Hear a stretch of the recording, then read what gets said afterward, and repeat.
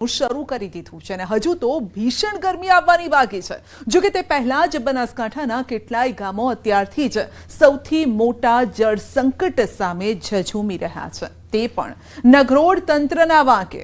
ત્યારે બનાસકાંઠાથી અમારા સંવાદદાતા કિશોર તુવરનો એક સંવેદનશીલ અહેવાલ જુઓ, જ્યાં પાણી માટે તડપડતી મહિલાઓ કેવી રીતે દરરોજ 2-2 કિલોમીટર ચાલીને સંઘર્ષ કરી રહી છે। પાણી માટે તડપડતી આ મહિલાઓની કહાની જોઈને શું તંત્રના પેટનું પાણી હલશે?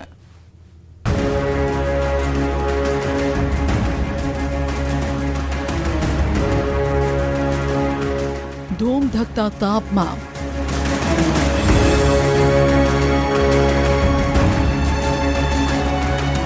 उत्तर गुजरातना विस्तारमा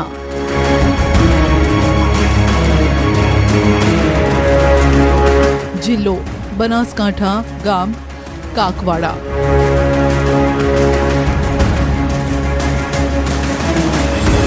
गामनी आबादी 2000। महिलाओं माथे बेड़ा लई निकली पड़े छे।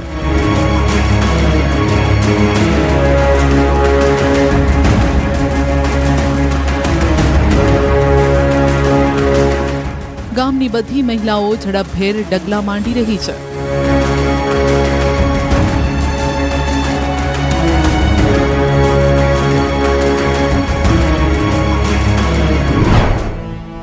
બનાસકાંઠાના આ એ ગામની કહાની છે, જ્યાં વહીવટી તંત્રએ ઢાંકણી ભર પાણીમાં ડૂબી મરવું જોઈએ।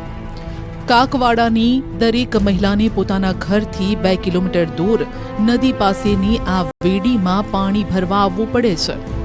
પાણી માટે રોજ 2 કિલોમીટરનો સંઘર્ષ।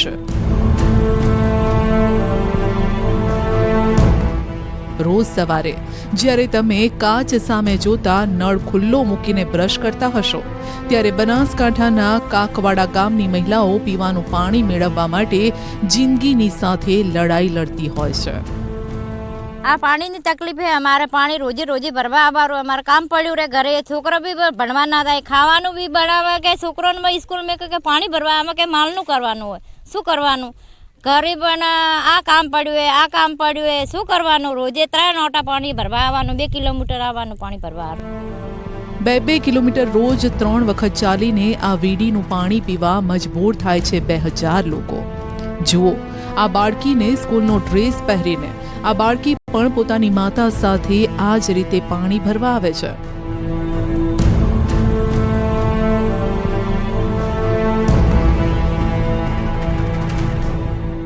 જુઓ આ મહિલાને, જે પોતાના બાળકને તેડીને નદી સુધી પહોંચી રહી છે।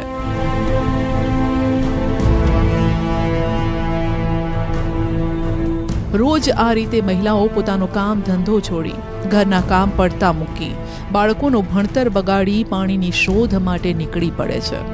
જો કે ચાલતા સમયે તેમને એ જ ચિંતા કોરી ખાય છે કે આજે પાણી મળશે કે નહીં। પાણી મળે તો પણ તેમનો સંઘર્ષ પૂરો નથી થતો। નદી પાસે ખાડો ખોદી, વેડી ખોદી, તેમાંથી આ રીતે વાટકે વાટકે બેડામાં પાણી ભરે છે।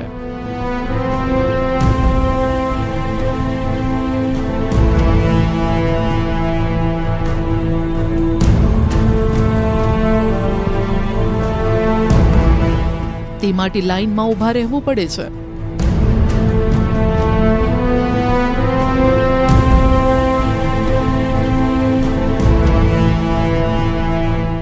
જુઓ આ બેડાની લાઈન, વારો આવે ત્યારે માંડ 1 બેડું પાણી ભરાય।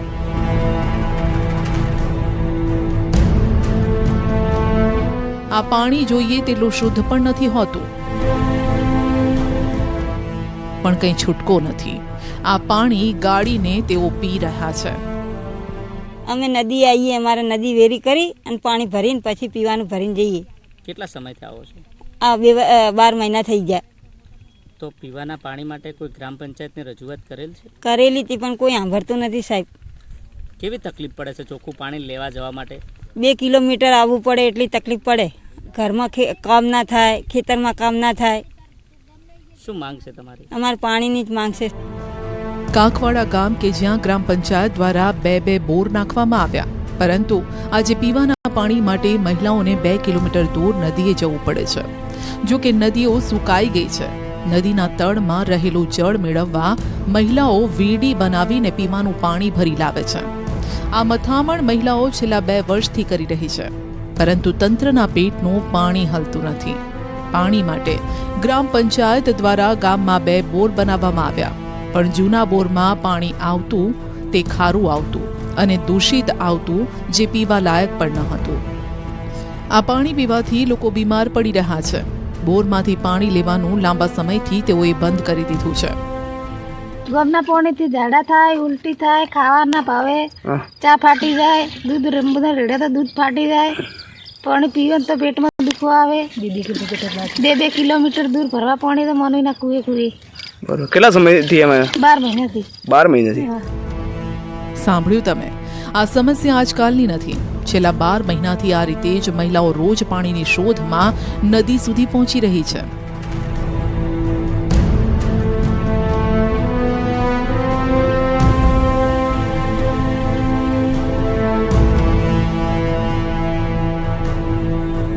હવે ઉનાળો શરૂ થયો છે. નદીનું પાણી પણ સુકાઈ રહ્યું છે. હવે ભીષણ ગરમીમાં આ મહિલાઓની હાડમારી વધવાની છે. તંત્રને રજૂઆતો તો અનેકવાર કરી, પરંતુ તંત્ર સાંભળે તો ને.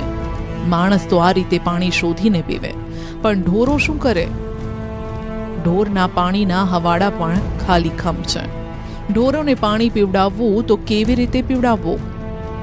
પાણી આવે, ખરાબ આવે પાણી. વાહન બી ફૂટી જાય, છોકરાને ઉલટી થાય, ઝાડા થાય, તકલીફ થાય ખૂબ વધારે દાડે વાહન બી ઠમ ફૂટી ગયા. પાણીની ચોખ્ખા પાણીની કોઈ રજૂઆત કરેલ છે? કરેલી હે, પણ પાણી તો ચોખ્ખું પાણી 1 મહિનો ભરી લાવ્યું. પાણી મોટર બળી જાય, રોરે દોરે તો કે બોલ્યો કે પાણી આનો આવો કે મોટર નાખો કુવામાં. શું કરવાનું હોય પછી? કોઈ અભરતું તો નથી. બહેરોનો આદમી કોઈ પાણી ભરીને આલા ને કોઈ આદમીને પાણી લેવા આવવાનું ના આવે. હા, શું માંગ છે તમારી? અમારે પાણી નહીં. કાકવાડા ગામમાં જૂના બોરનું પાણી પીવા લાયક ન આવતા ગામ લોકો દ્વારા ગ્રામ પંચાયત તેમજ ઉચ્ચ કક્ષાએ અનેક વખત રજૂઆત થઈ, જે બાદ તંત્ર દ્વારા નવીન બોર બનાવવામાં આવ્યો, પરંતુ આ નવીન બોરમાં વીજ કનેક્શન આજ દિન સુધી લગાવવામાં નથી આવ્યું, જેના કારણે છેલ્લા 12 મહિનાથી પીવાના પાણી માટે કકડાટ ઊભો થયો છે.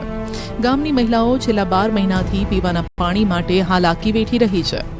જો કે ગામ લોકોની પાણી માટે ઊભી થયેલી પારાયણ મામલે અમીરગઢ તાલુકાના વિકાસ અધિકારીને સવાલ પૂછ્યો, તો તેમણે પણ કહ્યું કે અગાઉ રજૂઆત મળી છે. કાકવાડા ગામના જૂના બોરમાં ક્ષારયુક્ત પીવાનું પાણી આવે છે અને નવીન બોરમાં વીજ કનેક્શન હજુ સુધી નથી અપાયું. ત્યારે વહેલી તકે વીજ કનેક્શન મળે તે માટેની પ્રક્રિયા હાથ ધરવામાં આવશે અને આવનારા 2 થી 4 દિવસમાં ગામ લોકોને પાણી મળી જશે તેવા દાવા થઈ રહ્યા છે. અમને 4 દિવસ પહેલાં જ આ બાબતની રજૂઆત મળેલી છે. એક વિડીયો થ્રુ જાણ થઈ હતી. એ મુદ્દે અમે તપાસ કરતા, તલાટીને સરપંચ દ્વારા ચેક કરતા, એમનો જે પાણીનો બોર છે પીવાનો પંચાયતનો, એ અત્યારે થોડુંક ક્ષારયુક્ત પાણી આવતું થયું છે. એ માટે બીજો એક બોર બનેલો છે, પણ ત્યાં વીજ કનેક્શન નથી.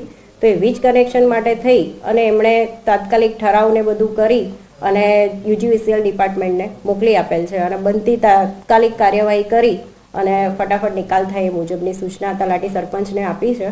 એટલે હવે યુજીવીસીએલ વાળા આવી એમનું એસ્ટિમેટ આપ્યા મુજબની ફી ભરીને કાર્યવાહી થઈ જશે. અંદાજિત કેટલા દિવસમાં પાણીની સમસ્યા દૂર થશે એવું લાગે? 2-4 દિવસમાં 100% સોલ્યુશન થઈ જશે.